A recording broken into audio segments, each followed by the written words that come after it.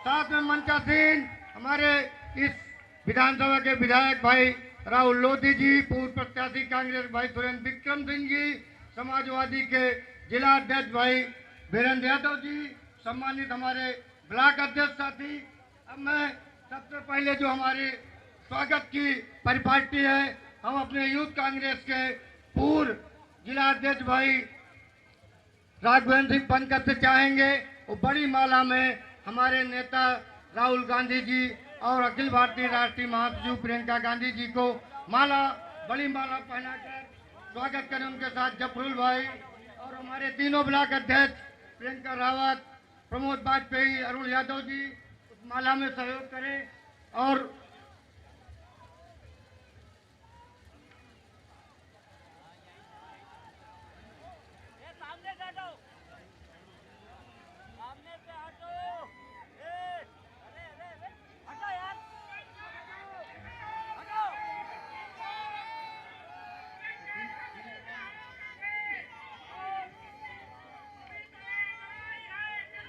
अब बहुत बहुत धन्यवाद। अब मैं इस विधानसभा के विधायक भाई राहुल लोधी जी से चाहेंगे और चंद समय में वो आपको संबोधित करें। भाई राहुल लोधी जी। बहुत बहुत धन्यवाद संचालक महोदय। सताओं की सरजमी पर, हरचंदपुर की सरजमी पर आदरणीय कांग्रेस के प्रत्याशी आदरणीय राहुल गांधी जी, राष्ट्रीय महासचिव आदरणीय प्रियंका जी, हमारे छत्तीसगढ़ के पूर्व मुख्यमंत्री आदरणीय भूपेश बघेल जी, सभी सम्मानित वरिष्ठगण, सभी पदाधिकारीगण और हमारे प्रिय नौजवान साथियों, माताओं बहनों, हम ज्यादा कुछ नहीं कहेंगे। हम बस इतना कहना चाहते हैं, ये आपके भविष्य की लड़ाई है, आपके लोगों की लड़ाई है, आपके अधिकारों की लड़ाई है, आपके संविधान बचाने की लड़ाई है। ये हमारा आरक्षण खत्म करना चाहते हैं, ये हमारा संविधान खत्म करना चाहते हैं, और जो हमारे संविधान को खत्म करेगा उसकी जमानत जब्त करने का काम हम लोग करेंगे कि नहीं करेंगे। और हम आपसे अनुरोध करना चाहेंगे, जो यहाँ के भारतीय जनता पार्टी के प्रत्याशी हैं, उन्होंने हमारी आप सबकी जमीनें गुनावर कमंगलपुर में जमीनें कब्जा कर रखी हैं। हम आदरणीय राहुल गांधी जी से कहना चाहेंगे, यहाँ पर सबसे ज्यादा मुकदमे हमारे युवा साथियों पर, माताओं बहनों पर, लोगों पर मुकदमे लिखाए जाते हैं, प्रधानों पर मुकदमे लिखाए जाते हैं, कोटा छीन लिया जाता है, सबसे ज्यादा परेशान किया जाता है। हम सब बहुत प्रताड़ित हैं। बस आपका आशीर्वाद, आपका सम्मान, आपका संरक्षण चाहते हैं। हम पूरी ताकत लगा देंगे कि यहाँ पर भारतीय जनता पार्टी की प्रत्याशी की जमानत जब्त करने का काम करेंगे, पूरी ताकत लगा देंगे। हम सब आपके साथ हैं, आपके भविष्य के साथ हैं। बहुत बहुत धन्यवाद। बहुत बहुत धन्यवाद विधायक जी। अब मैं सामने उपस्थित हरचंदपुर विधानसभा की सम्मानित जनता से आदरणीय जन नेता राहुल गांधी जी, आदरणीय प्रियंका जी, आपसे दो हम सबकी नेता प्रियंका गांधी जी आपको संबोधन करेगी। आदरणीय प्रियंका गांधी जी। बहनों और भाइयों, माफी चाहती हूँ, मेरा गला थोड़ा बैठा हुआ है। कुछ दिनों से मैं पूरी क्षेत्र में भ्रमण कर रही हूँ, आपसे बातचीत कर रही हूँ, इसलिए लंबी बात नहीं कहूंगी। सिर्फ मैं आपको ये बताना चाहती हूँ कि जो हमारे बड़े भाई राहुल गांधी जी आपके यहाँ से कांग्रेस के प्रत्याशी हैं, वो इस देश में इकलौते ऐसे नेता होंगे जिन्होंने 400 किलोमीटर पैदल यात्रा सिर्फ आपके बीच, अरे भैया मुझे मालूम है, पैदल 400 थक गई बोल के 4000 किलोमीटर पैदल यात्रा इन्होंने की कन्याकुमारी से कश्मीर तक। उसके बाद 4000 और किलोमीटर इन्होंने यात्रा की मणिपुर से मुंबई तक। ऐसा आपको कोई नेता नहीं मिलेगा देश में आज के दिन, जो सिर्फ आपसे मिलने के लिए, आपके बीच आने के लिए, आपके संघर्षों को समझने के लिए इतना कष्ट उठा रहा है। आज देश के प्रधानमंत्री को आपने कभी देखा है? नहीं। आपके यहाँ कभी आए हैं? टीवी पे देखा है?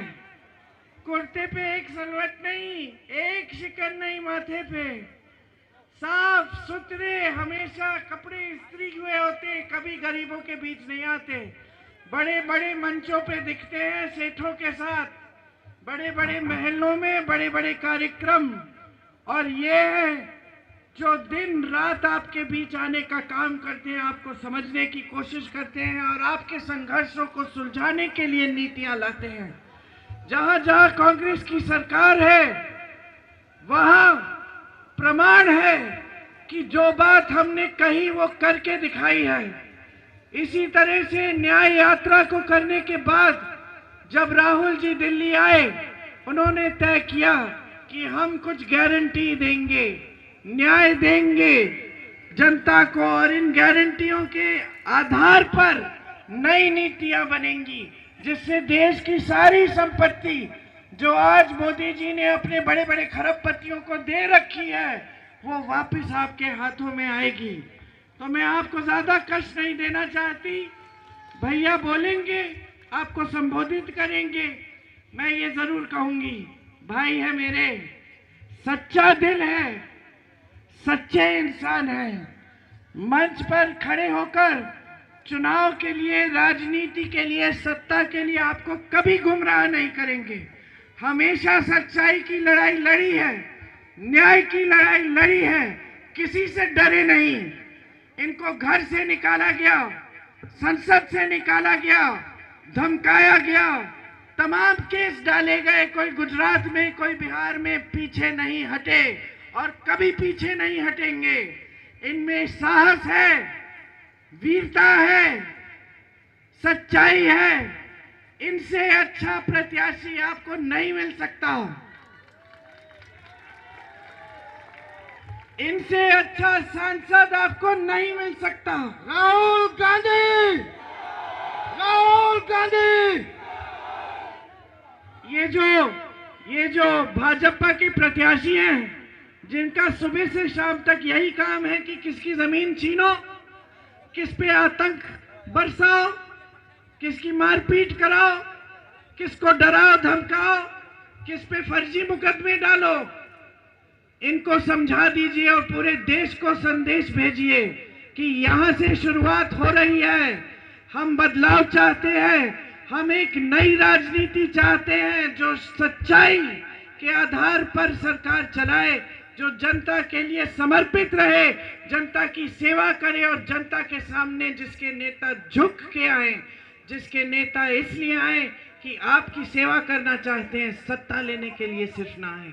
तो ये नेता जो राहुल जी है मेरे बड़े भाई हैं, लेकिन ये असली नेता है जो हमेशा आपकी न्याय की लड़ाई लड़ेंगे।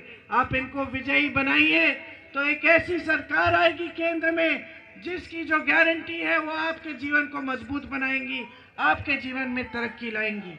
जय हिंद। बहुत बहुत धन्यवाद प्रियंका गांधी जी।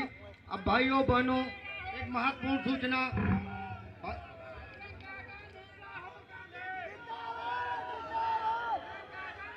भाइयों बहनों, एक महत्वपूर्ण सूचना है।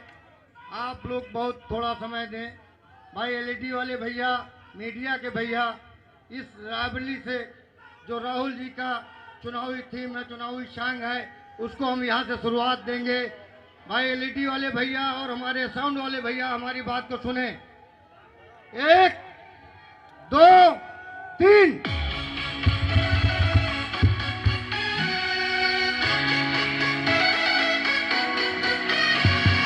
इसकी भाषा में प्रेम, इसकी धड़कनों में देश है, उसूलों का पक्का है, प्रगति का एक संदेश है। इसमें गांधी सा तेज है, सत्य का सिपाही करुणा का वेग है। सभी के हक में लड़ता है, सभी को हक दिलाता है। राहुल के दिल में देश है, इंडिया से दिल का नाता है।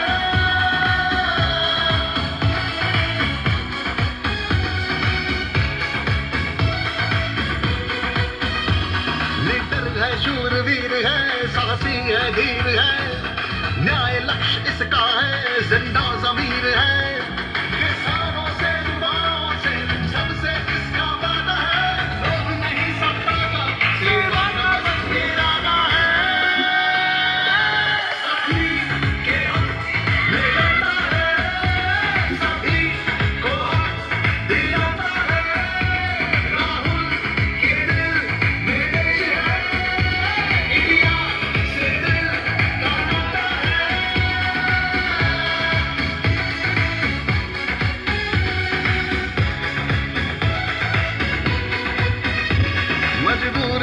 मजबूर के साथ में खड़ा है ये, कर कहीं भी जुल्म है तो जुल्म से लड़ा है ये। अपना संगी साथी है, साथ सभी पे चलता है, और मुद्दों की खातिर आग बन के जलता है।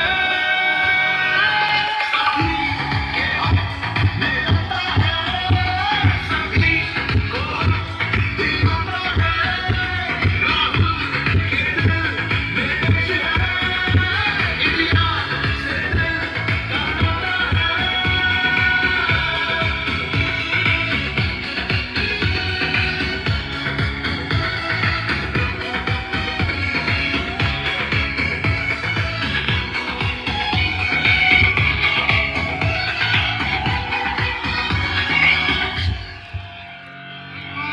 अब जन नेता आदरणीय राहुल गांधी जी, अब आप लोग शांत होके अपने जनप्रिय प्रत्याशी आदरणीय राहुल गांधी जी को सुने। आदरणीय राहुल गांधी जी। प्रियंका जी, केसी वेणुगोपाल जी, अविनाश पांडे जी, भूपेश बघेल जी, विक्रम सिंह जी, राहुल लोधी जी, वीरेंद्र यादव जी, परमिंदर पाल गुलाटी जी, अजीत सिंह जी, स्टेज पे वरिष्ठ नेता, कांग्रेस के हमारे सब कार्यकर्ता, बब्बर शेर, टाइगर,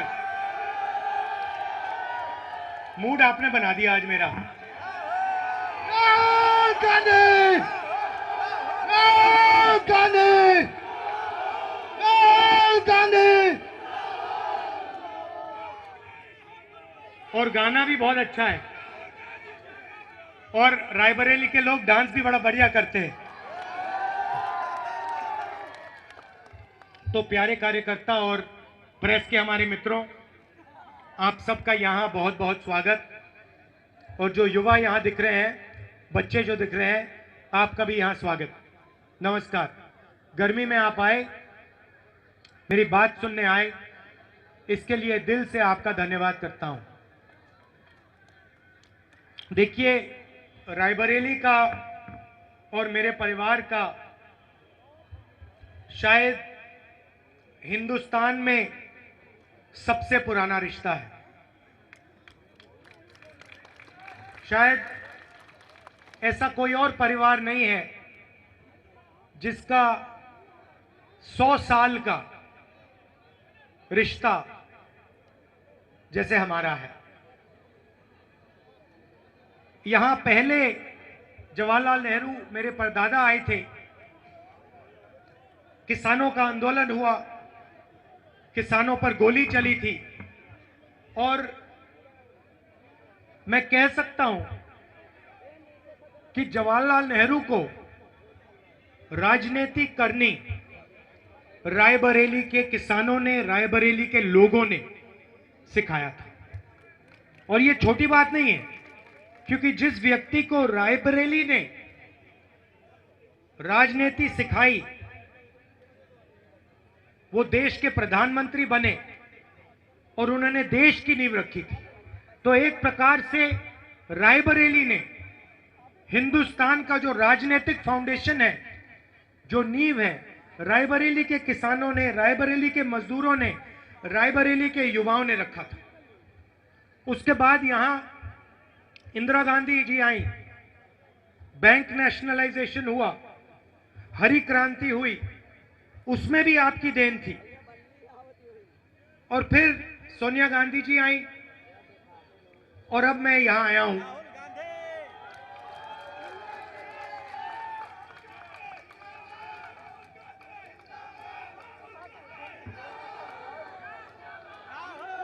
और देखिए, राजनीतिक रिश्ता एक होता है, मगर पारिवारिक मोहब्बत का रिश्ता भी दूसरा होता है। और मैंने 4000 किलोमीटर कर कर नफरत के बाजार में मोहब्बत की दुकान खोली, और मोहब्बत की दुकान छोड़ो, आपने यहां मोहब्बत का मॉल खोल दिया है, सुपरमार्केट खोल दी। तो मुझे बहुत अच्छा लग रहा है कि मैं आपकी सेवा के लिए यहां आया हूं। आपके दिल में जो है, आपके जो सपने हैं, उनके लिए आपके साथ लड़ने आया हूं, और आपने इतने प्यार से, मोहब्बत से मेरा स्वागत किया है, तो इसका धन्यवाद करता हूं आपसे। देखिए, रायबरेली में हमने काफी काम किया। मीडिया के दोस्त, मैंने मीडिया को दोस्त कहा, 2-3 यहां हैं, हमारे मीडिया के मित्र हैं, मुस्कुरा रहे हैं, चेहरे दिख रहे हैं, मगर सच बताऊं तो ये हमारे दोस्त नहीं है, आपके दोस्त नहीं है, किसानों के दोस्त नहीं है, अदानी के दोस्त हैं।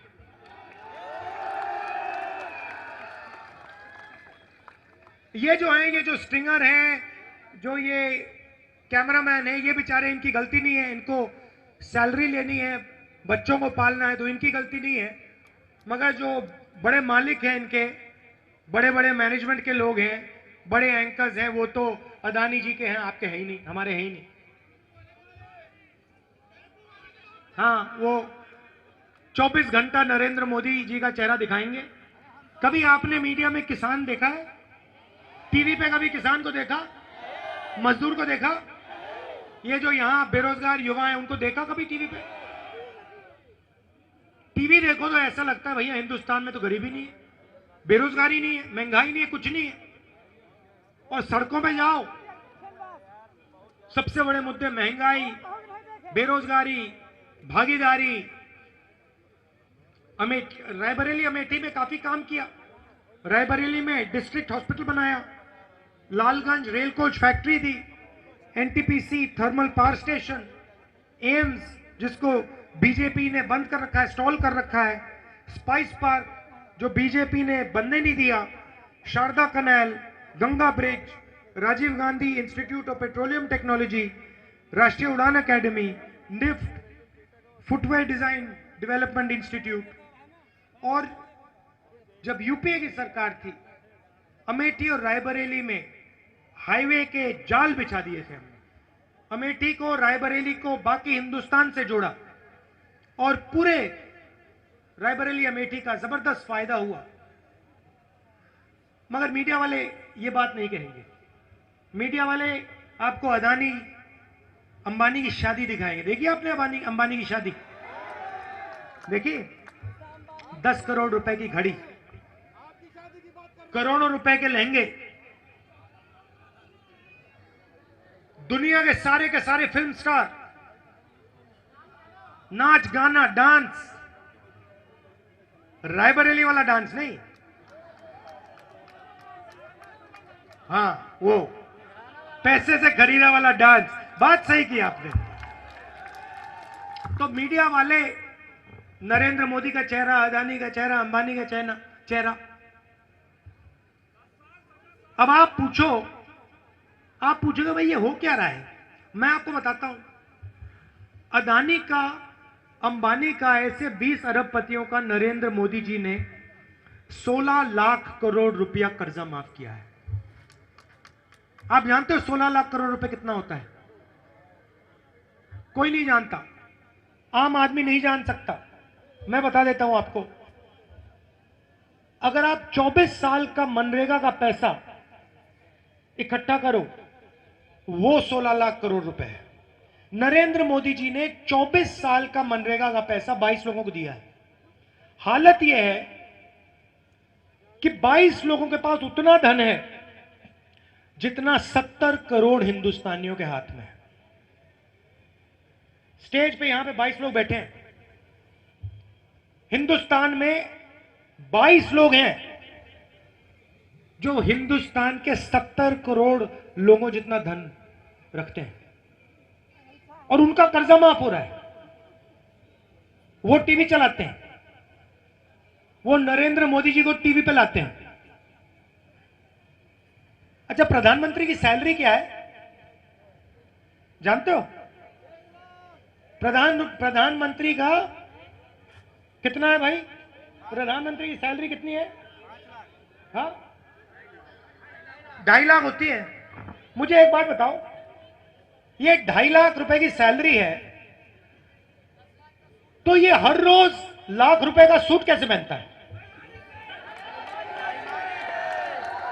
ये दिन में 3 बार सूट बदलते हैं। एक सूट की कीमत 50,000, 60,000, 70,000, 1 लाख रुपए। दिन में 3 पहनते हैं, महीने में 90 हो गए, 1.5 लाख रुपए की सैलरी है।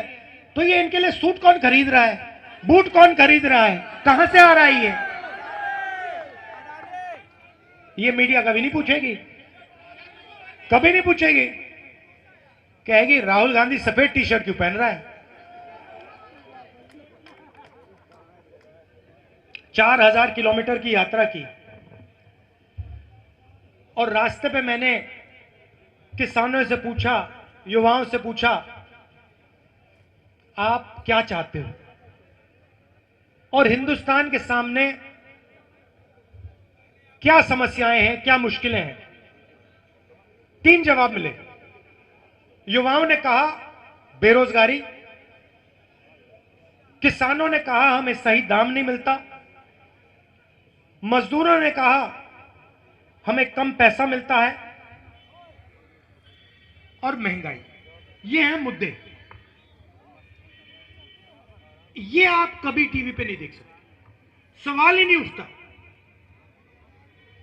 तो हमने निर्णय लिया है कांग्रेस पार्टी ने कि अगर नरेंद्र मोदी 22 अरबपति बना सकता है तो हम करोड़ों लाखपति बना सकते हैं। अब आप कहोगे राहुल गांधी ने क्या बोल दिया, करोड़ों लाखपति कैसे बनेंगे? मैं आपको बताता हूं। हिंदुस्तान के सारे गरीब परिवारों की लिस्ट बनेगी, सारे के सारे गरीब परिवारों की लिस्ट बनेगी। भाई आप गरीब हो, आपका नाम क्या है? हाँ, आलोक कुमार। आलोक कुमार का नाम और उसके परिवार के सब सदस्यों का नाम उस लिस्ट में जाएगा। करोड़ों नाम होंगे। हर परिवार में से एक महिला चुनी जाएगी और उस महिला के बैंक अकाउंट में साल के 10,000 नहीं, 20-30 हजार नहीं, 50-70-80 हजार नहीं, 90 हजार नहीं, 1 लाख रुपए बैंक अकाउंट में जाएंगे। आप 1 जुलाई को हिंदुस्तान में करोड़ों लोग जगेंगे। 8 बजे सुबह, 9 बजे सुबह वो अपना बैंक अकाउंट देखेंगे और उस बैंक अकाउंट में हिंदुस्तान की सरकार 8,500 रुपए डाल देगी। 1 जुलाई को होगा, 1 अगस्त को होगा, सितंबर, अक्टूबर, नवंबर, दिसंबर, हर महीने 8,500 रुपए ठगाठक ठगाठक ठगाठक अंदर।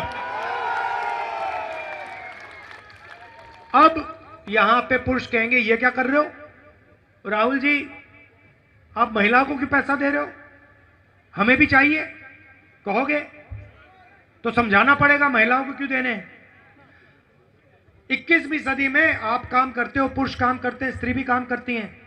अगर आप मजदूरी करते हो वो भी करती हैं, आप जॉब करते हो वो भी करती हैं, फिर आप घर जाते हो, आप रेस्ट करते हो और फिर वो 8 घंटे एक्स्ट्रा काम करती हैं, बच्चों की देखभाल करती हैं। सही बात है गलत बात है? सही बात है। इसीलिए महिलाओं के बैंक अकाउंट में साल का 1 लाख रुपए जाने वाला है। मगर मैं यूपी और हिंदुस्तान के पुरुषों को भी जानता हूं। मैं जानता हूं कि वो पैसा जो महिला के बैंक अकाउंट में जाएगा एंड में वो आपके हाथ आएगा। अंत में आप प्रेशर डाल के कुछ ना कुछ तरीके से आप निकाल लोगे, तो दोनों का फायदा होगा। मगर इस पैसे से बच्चों की शिक्षा होगी, अगर स्वास्थ्य में अस्पताल जाने की जरूरत होगी तो अस्पताल में ये पैसा इस्तेमाल हो सकेगा। सोच क्या है कि हम हिंदुस्तान की जनता को पैसा देना चाहते हैं, और यही काम हम बेरोजगार युवाओं के लिए कर रहे हैं। एक तरफ महिलाओं को 1 लाख रुपए, करोड़ों महिलाओं को, परिवार, गरीब परिवारों को, और दूसरी तरफ जो बेरोजगार युवा हैं, बेरोजगार वालों, यस। अच्छा भाई एक काम करो, नरेंद्र मोदी वाले जो नोटबंदी वाले बेरोजगार किए, हाथ दिखाओ जरा। ये आपने नरेंद्र मोदी जी को धन्यवाद किया कि उन्होंने आपको बेरोजगार बनाया? थैंक यू बोला? अदानी को धन्यवाद किया? कोविड आया, अस्पताल के सामने लोग मर रहे थे, वेंटिलेटर नहीं था, ऑक्सीजन नहीं था, और देश के प्रधानमंत्री कहते हैं भाइयों और बहनों थाली बजाओ, थाली बजाओ, थाली बजाओ। और मीडिया वाले कह रहे हैं ओ देखो भैया क्या प्रधानमंत्री है, क्या बात बोली, थाली बजाओ यार, थाली बजाओ। मजा आ गया, मजा आ गया। उधर सब लोग थाली बजा रहे हैं, एक दूसरे से बात कर रहे हैं, मिल रहे हैं, कोविड धड़ाधड़ धड़ाधड़ धड़ाधड़ फैल रहा है, लोग मर रहे हैं। उसके बाद कहते हैं भैया थाली नहीं चली, चलो भाई मोबाइल फोन की लाइट जलाओ यार, मोबाइल फोन की लाइट जलाओ। और फिर बेरोजगार युवाओं से कहते हैं भाई और बहनों ऐसे करो, नाली में पाइप डालो, नाली में पाइप डालो और पकौड़े बनाओ। वाह। और पूरी मीडिया ने ताली बजाई भैया। ये देखो प्रधानमंत्री ने क्या बोला, गैस आएगी नाले में से गैस, गैस जलाओ, पकौड़े बनेंगे। Master stroke, master stroke. तो अब जिनको नरेंद्र मोदी ने बेरोजगार किया, मैं आपसे 2-3 चीजें कहना चाहता हूं। पहला काम, 30 लाख सरकारी नौकरियां हैं, हमने चेक किया है, 30 लाख सरकारी नौकरियां हैं। 15 अगस्त तक वो 30 लाख नौकरियां आपके हवाले हो जाएंगी। आप लोग पेपर करते हो, पेपर लीक होता है, ईमानदार लोग पढ़ते हैं, बेईमान लोग पेपर खरीद के फर्स्ट आ जाते हैं। जैसे ही हमारी सरकार आएगी, नया कानून बनेगा, पेपर लीक वाले सीधे जेल में जाएंगे। और ये जो फैशन बना रखा है कि प्राइवेट कंपनियां पेपर चेक करती हैं, पास फेल करवाती हैं, ये सब बंद हो जाएगा। पेपर होगा तो सरकारी इंस्टीट्यूशन, सरकारी कंपनी पेपर चेक करेंगी, पास फेल वो डिसाइड करेंगी। अब तीसरी मजे की बात, जो शायद किसी सरकार ने, दुनिया की किसी सरकार ने आज तक नहीं किया, क्रांतिकारी काम। हम हिंदुस्तान के सारे बेरोजगार युवाओं को पहली नौकरी पक्की का अधिकार देने जा रहे हैं। बोलूंगा। कॉलेज, यूनिवर्सिटी, डिप्लोमा होल्डर्स को एक अधिकार मिलेगा, अप्रेंटिसशिप का अधिकार। 1 साल की नौकरी मिलेगी, गारंटी, बेहतरीन ट्रेनिंग मिलेगी, साल का 1 लाख रुपया, महीने का 8,500 रुपए बैंक अकाउंट में, ठकाठक ठकाठक ठकाठक ठकाठक। अब होगा क्या, महिलाओं को, गरीब परिवारों को हमने पैसा दिया, बेरोजगार युवाओं को हमने पैसा दिया, उनकी ट्रेनिंग हमने करा दी। ये नौकरी पब्लिक सेक्टर, प्राइवेट सेक्टर, अस्पतालों में, सरकारी अस्पतालों में, कॉलेजेस, यूनिवर्सिटीज में मिलेगी, सरकारी ऑफिसेज में मिलेगी। अब हमने गरीबों के जेब में पैसा डाल दिया, बेरोजगार युवाओं के जेब में पैसा डाल दिया, उनको ट्रेनिंग दे दी। नरेंद्र मोदी ने अरबपतियों के जेब में पैसा डाला, उस पैसे से उन्होंने क्या किया, अमेरिका में जमीन खरीदी, दुबई में जमीन खरीदी, दुबई में बिजनेस खोला, बड़ी बड़ी गाड़ियां खरीदी, मगर जब हम गरीबों को पैसा देंगे आप क्या करोगे? आप शर्ट खरीदोगे, पैंट खरीदोगे, जूता खरीदोगे, स्कूटर खरीदोगे, ठीक है। जैसे ही आप ये माल खरीदना शुरू करोगे वैसे ही हिंदुस्तान की सारी बंद फैक्ट्रियां खुल जाएंगी, शुरू हो जाएंगी, काम करना शुरू कर जाएंगे। आपके जेब में पैसा जाएगा, आप माल खरीदोगे, आप शर्ट खरीदोगे, पैंट खरीदोगे, फैक्ट्रियां चालू हो जाएंगी, फैक्ट्रियों में आपको रोजगार मिलेगा, आपको रोजगार मिलेगा और पैसा आएगा, और माल खरीदोगे और फैक्ट्रियां खुलेंगी, और पहली बार 10 साल में पहली बार मेड इन इंडिया सचमुच में मेड इन चाइना का मुकाबला करेगा। मैं चाहता हूं कि ये देखो, ये फोन है, इस फोन के पीछे और ऐसे लाखों फोन के पीछे मेड इन चाइना लिखा हुआ है, राइट। हमारा सपना था, आईटीआई का सपना था कि हम यहां पे मेड इन इंडिया लिखें फोन के पीछे। यही सपना मैं पूरा करना चाहता हूं। इस फोन के पीछे made in India, made in Raebareli, made in Amethi, made in Uttar Pradesh, और इसका पहला कदम अप्रेंटिसशिप का अधिकार, पहली नौकरी पक्की, बैंक अकाउंट में 1 लाख रुपए और बेहतरीन ट्रेनिंग। अब यहां पे किसान होंगे, वो कह रहे होंगे कि भाई राहुल गांधी ने महिलाओं की बात कर दी, युवाओं की बात कर दी, हमारी बात नहीं की। सबसे पहले ये जो अधिकार है पहली नौकरी का, ये आपके बेटे को भी जाएगा, बच्चियों को भी जाएगा। जो गरीब परिवारों को पैसा मिल रहा है उससे आपको भी फायदा होगा, मगर आप हिंदुस्तान की रीढ़ की हड्डी हो, इसलिए स्पेशल काम आपके लिए करना पड़ेगा, किसानों के लिए। अब भारत जोड़ो यात्रा में किसानों ने मुझे 2 बात बोली। पहली बात कही कि देखिए राहुल जी, हम कुछ भी मार्केट में खरीदते हैं कम से कम दाम का होता है, चिप्स पैकेट का दाम लिखा होता है, मगर जब हम अपना माल बेचते हैं हमें सही दाम नहीं मिलता। इसलिए पहला काम हम हिंदुस्तान के किसान के लिए कर रहे हैं, कानूनी मिनिमम सपोर्ट प्राइस, जिससे हिंदुस्तान के सारे किसानों को धान के लिए, गेहूं के लिए, शुगर केन के लिए, आलू के लिए कम से कम दाम सरकार दिलवाएगी।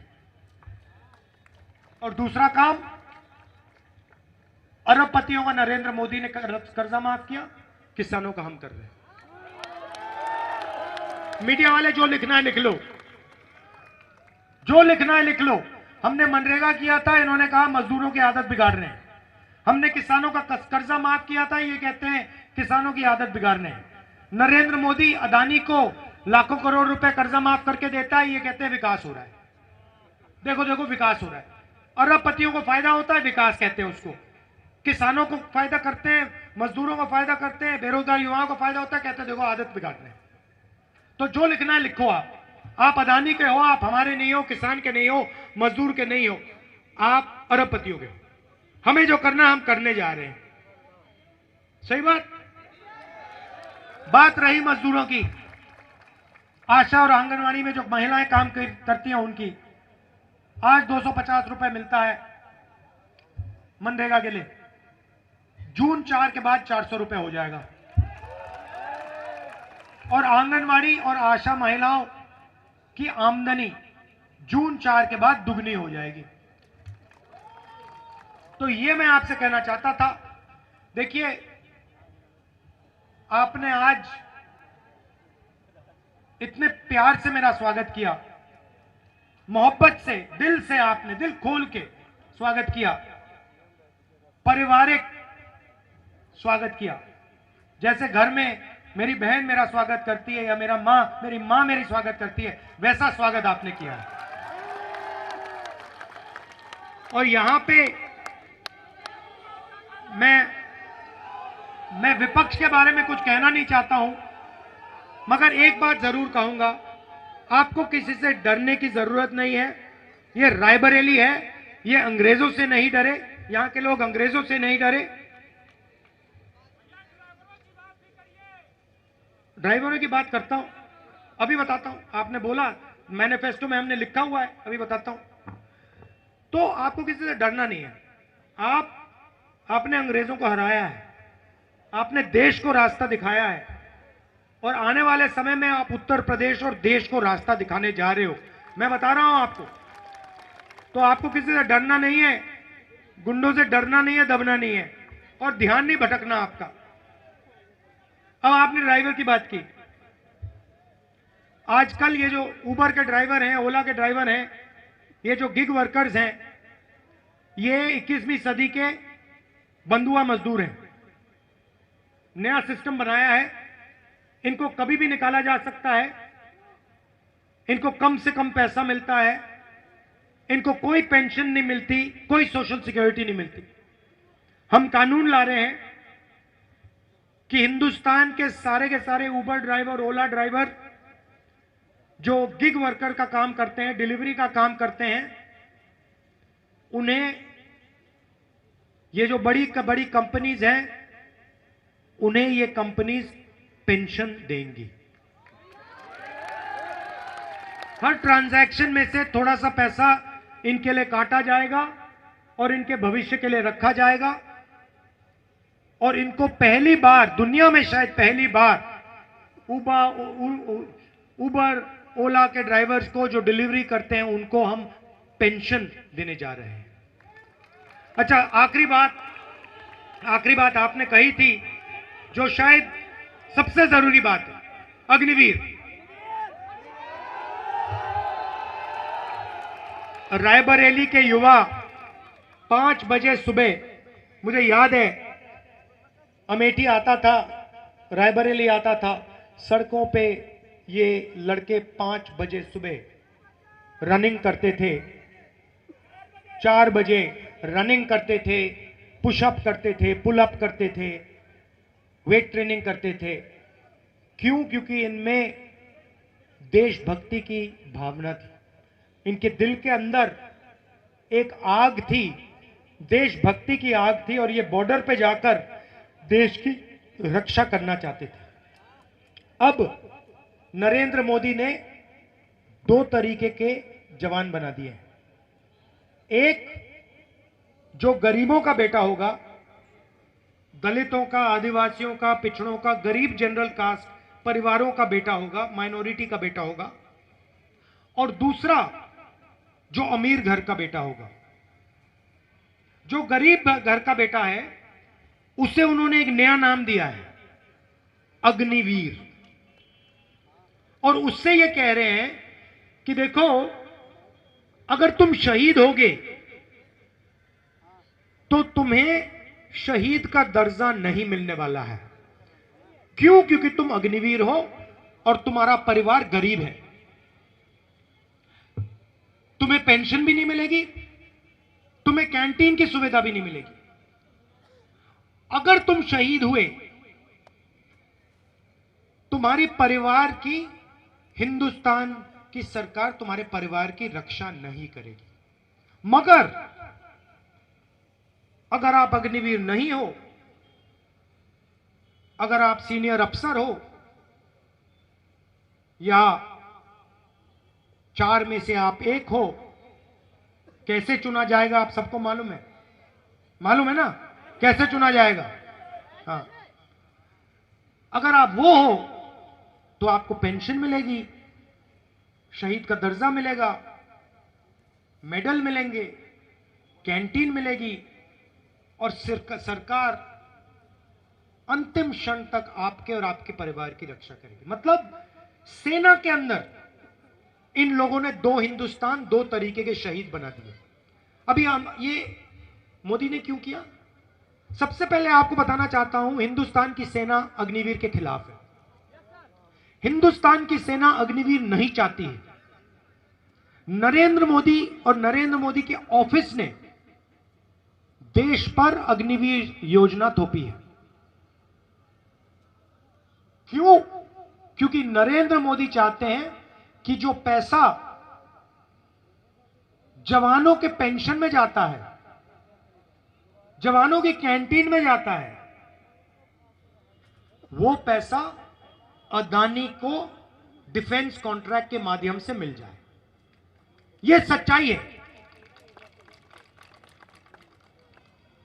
आप पूछ लीजिए उनसे, ऐसी मीटिंग में कभी हाथ उठा के पूछे, मोदी जी एक बात बताइए, आपने अग्निवीर योजना बनाई, गरीबों से पैसा छीना, डिफेंस का बजट बढ़ता जा रहा है, आप जवान से पैसा छीन रहे हो, पैसा कहां जा रहा है?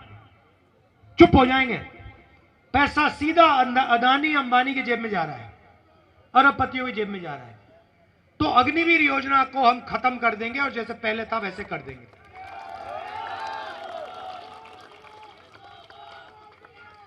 अच्छा, कल किसी ने यहां मुझे लिख के दिया, कल अमित शाह की मीटिंग में अजीब सी बात हुई, ये इन्होंने अपने मित्र को पीट दिया। ये पता नहीं कैसे हुआ। यहां पे कहा, कोई मुझे नोट दिया है कि कल अमित शाह की मीटिंग में एक जर्नलिस्ट को बीजेपी वालों ने पीट दिया। मतलब अपने ही दोस्त को मार दिया उन्होंने। अब क्यों मारा? क्योंकि उसने पूछा कि भैया भीड़ को कितना पैसा मिला था मीटिंग में आने के लिए।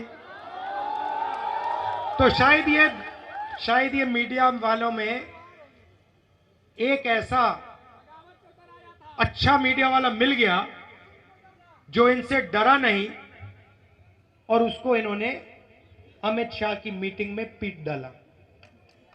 यह है हिंदुस्तान की सच्चाई। पहले मोदी जी 400 सीट की बात करते थे, 400 पार, अब 150 भी नहीं बोल रहे। मैं आपको एक बात की गारंटी दे रहा हूं, रायबरेली की जनता लिख लो, जून 4 को नरेंद्र मोदी हिंदुस्तान का प्रधानमंत्री नहीं होगा। आप सबका दिल से धन्यवाद करता हूं। इतनी गर्मी में आप आए, मेरा इतना मूड सुधार दिया आपने, इतना अच्छा खुश कर दिया मुझे। दिल से आपका धन्यवाद। नमस्कार, जय हिंद, जय रायबरेली। धन्यवाद राहुल गांधी जी। अब मैं अपने हरसोमपुर विधानसभा के पूर्व प्रत्याशी आदरणीय सुरेंद्र विक्रम सिंह से चाहूंगा कि आए और अपनी जनता का आभार व्यक्त करें। साउंड वाले